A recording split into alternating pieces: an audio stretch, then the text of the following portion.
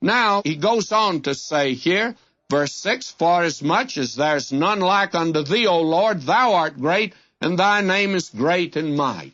In other words, they turn from the living and true God, and they begin to worship these things around, the stars, the zodiac, and they must get these little cards. I guess they're cards or papers they send out today, or they can buy, and it shows what your future's going to be, which of course it doesn't. Then God goes on to say here, verse 11, Thus shall ye say unto them, The gods that have not made the heavens and the earth, even they shall perish from the earth and from under the heavens. He says, these gods, they didn't create this universe. Our God, the living God, created it. Verse 12, He hath made the earth by His power. He hath established the world by His wisdom, and He hath stretched out the heavens by His discretion. In other words, those stars are up there in the places they're in because God put them there. And that's where He wanted them. And He didn't put them where I want them. He put them where He wanted them. And this is His universe, and He's the one to be worshipped. And we call ourselves civilized today.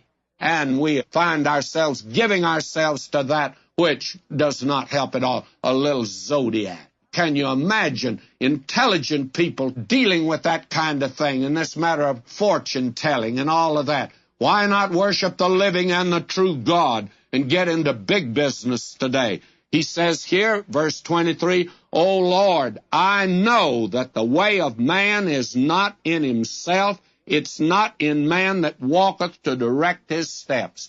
No man, apart from the revelation of God, from the Word of God, can walk aright. The minute you turn from the Word of God, you're going out on a detour.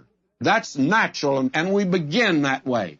I took my little grandson when he was learning to walk for a walk, and he and I'd walk around the block. And I want to say this.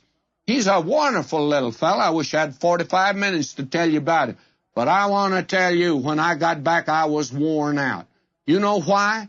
Every sidewalk we came to, he wanted to go up there. You come to a driveway, he wants to run out in the street. When you get to a corner, he wants to go the wrong way. I have never seen a little fella that wanted to go as many wrong ways as he wanted to go. And finally, when I got back one time, I looked at him and I called him by name. I said, You know, Kim, you're just like your grandfather. When he got away from the Word of God, he always went down a detour. May I say to you, it's not in man to direct his steps.